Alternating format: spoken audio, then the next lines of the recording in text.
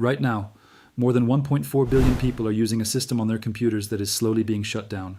And the strange part is, it is not being attacked by hackers, not broken by a virus, and not replaced by a competitor. It is being phased out by the same company that created it. Microsoft, the company behind Windows, is pushing millions of users toward a new version. But what many people do not realize is that this new future comes with serious changes that affect how your computer works, what it collects from you, and even how long your current device will stay usable. A few years ago, Windows 10 was introduced as something special. Microsoft even said it would be the last version of Windows. It felt fast, simple, and free to upgrade. Millions of people installed it without hesitation, but over time, users started noticing changes they did not ask for. The system began collecting more data in the background. It started sending information about how you use your computer. Updates became forced, sometimes restarting your PC when you were in the middle of work. Even the start menu began showing ads and suggestions. Slowly, Windows started to feel less like a tool you control and more like a service that controls parts of your experience. Then came Windows 11. This is where things became even more controversial. Microsoft introduced strict hardware rules that many experts said did not make sense for everyday users. Millions of working computers were suddenly marked as not supported, even though they were running perfectly fine.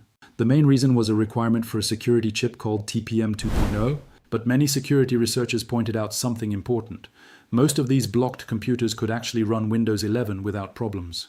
So the question became, was this really about security or something else? For many people, the answer felt clear. It looked like a way to push users into buying new computers. And then came a major turning point. Microsoft announced that support for Windows 10 would officially end on October 14, 2025. After that date, Windows 10 would no longer receive security updates or fixes. That means hundreds of millions of computers would still work, but they would slowly become unsafe to use online. Any new security threat would stay unpatched. Hackers would know this, and vulnerable systems would become easy targets. For users, this creates a difficult choice. Either buy a new computer, pay extra for temporary security updates, or continue using a system that becomes more risky every day. For businesses and schools, the cost becomes even bigger. For many people in developing countries, upgrading is simply not realistic at all. This is not just a technology problem anymore. It is becoming a financial and global access problem. And this is exactly where something unexpected starts to rise in the background. A different operating system, one that most people once ignored or dismissed. Linux. For many years, Linux was known as something only tech experts used. People imagined it as complicated, confusing, and full of commands on a black screen. It was seen as a system for programmers, not regular users. That reputation kept it far away from the mainstream. But that version of Linux is no longer the reality. Over the past few years, Linux has quietly changed in a major way. It did not happen through big marketing campaigns or flashy ads. It happened through constant improvements made by thousands of developers around the world. Today, modern Linux looks and feels very different. In many cases, it works just like Windows or macOS. You click, you open apps, you connect devices, and you get work done without needing technical skills. Most everyday users never even see the command line anymore. A big shift started when gaming entered the picture. For a long time, one of the strongest reasons people stayed on Windows was simple: games. Most PC games were built for Windows, and Linux could not run them properly. That changed when Valve, the company behind Steam, released the Steam Deck in 2022. It was a handheld gaming device, but instead of Windows, it used a Linux-based system. At first, many people were skeptical, but something surprising happened. Games started working. Not just a few, thousands of them.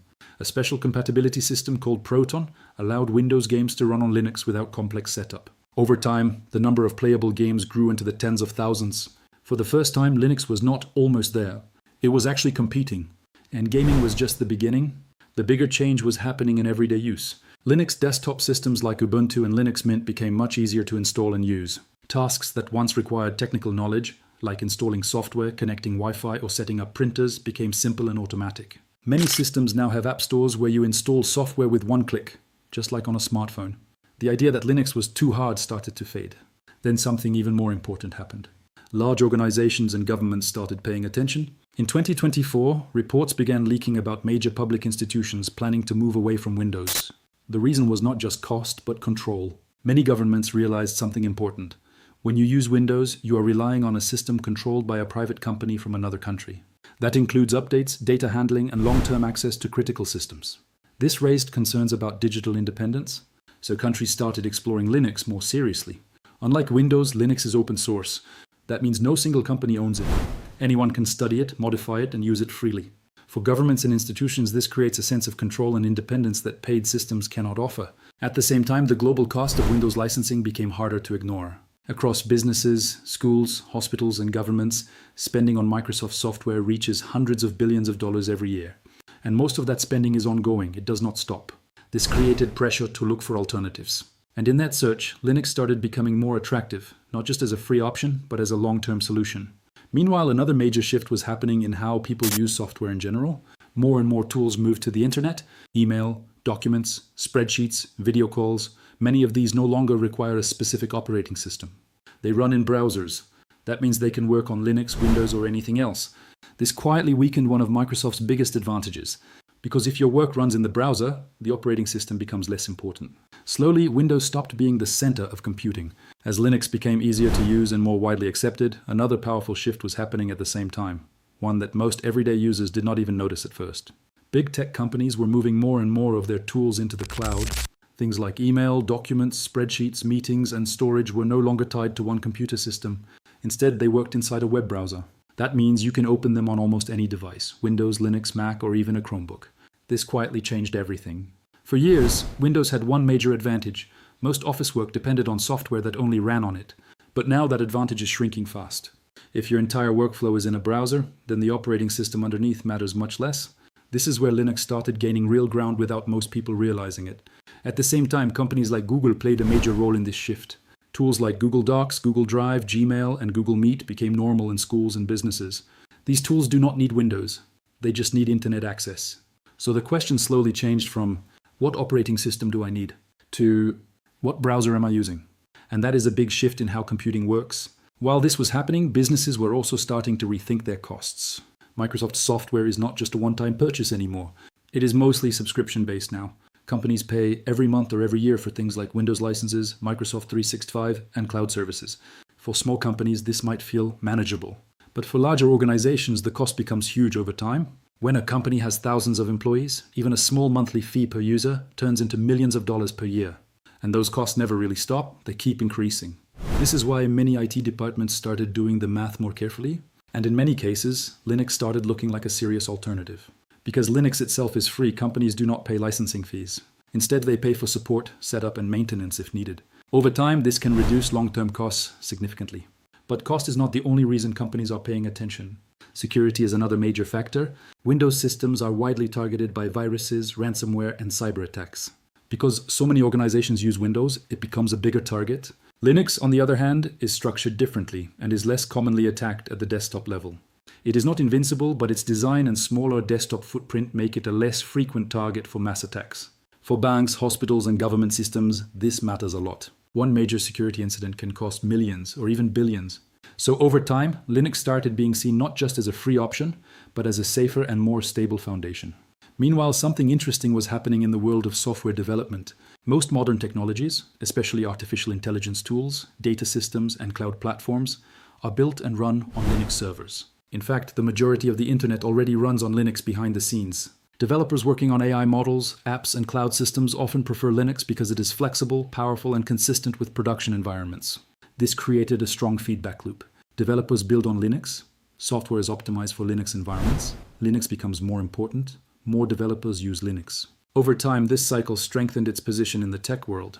By the mid-2020s, Linux was no longer just an alternative system. It had become a core part of how modern computing actually works, even if most users never directly noticed it. And all of this set the stage for a much bigger change that was about to hit the mainstream world. By 2025 and moving into 2026, something became impossible to ignore. Linux was no longer just sitting on the sidelines of computing. It was moving into the center, and the most important reason was simple. People could finally switch without feeling like they were losing something. For a long time, switching away from Windows felt risky. Users worried about missing software, broken hardware, or a steep learning curve, but that fear started shrinking.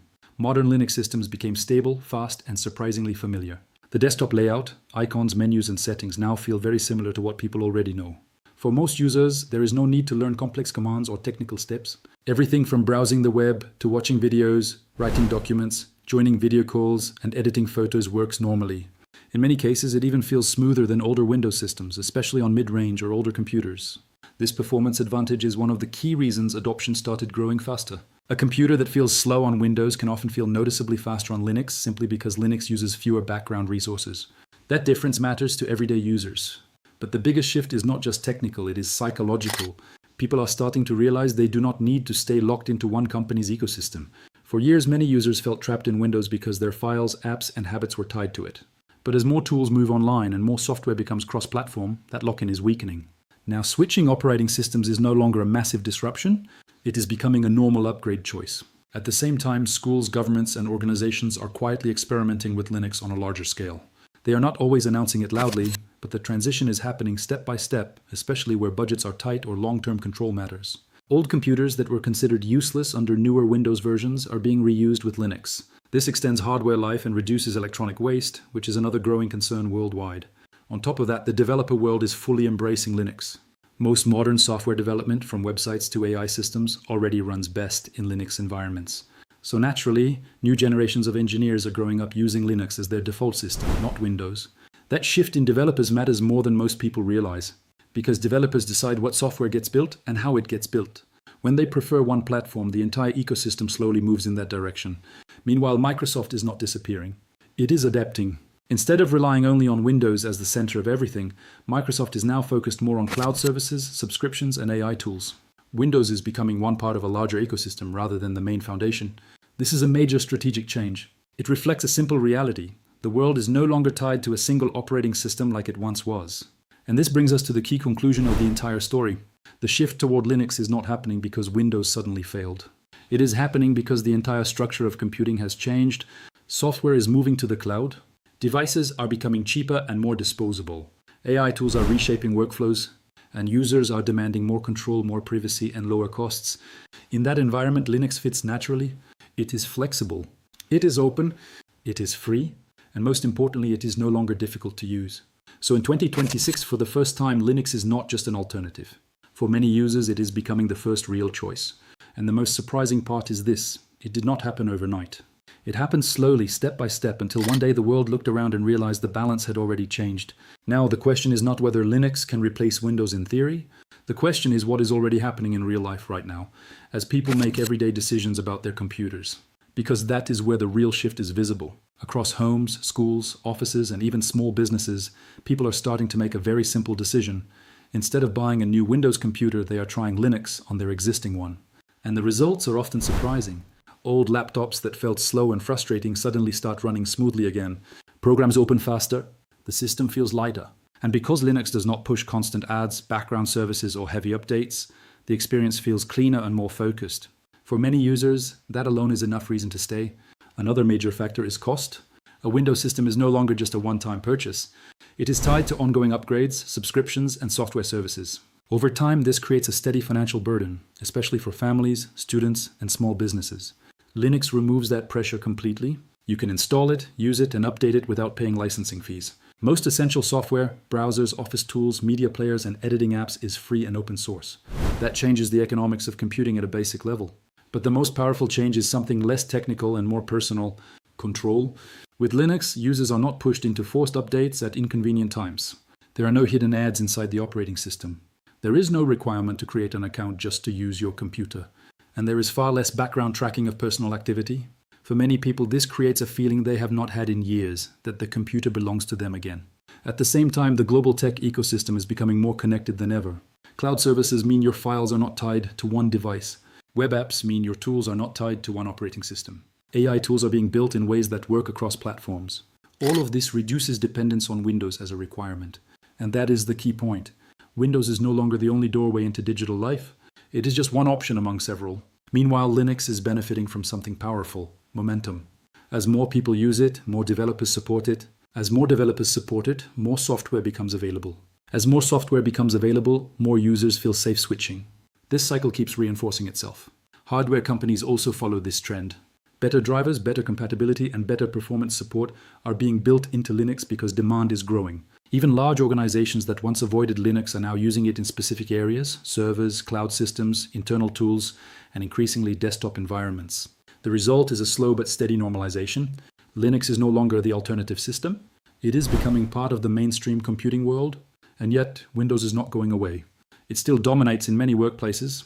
It still powers a huge portion of personal computers. It still has strong ties to enterprise systems, but its position is changing. Instead of being the default choice for everyone, it is becoming one of several options, each with its own strengths. This is what makes 2026 such an important turning point. Not because one system wins and another loses, but because the monopoly-like dominance of a single operating system is ending. For the first time in decades, users have real choice again, and choice changes everything. It changes pricing, it changes design, it changes privacy expectations. It changes how companies compete for attention and trust. Most importantly, it shifts power back toward users. So when people look back at this moment years from now, they may not remember a single dramatic event. There may not be a clear announcement or a sudden collapse.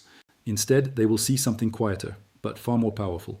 A slow migration, a gradual shift in habits, and a global realization that computing does not belong to one company anymore.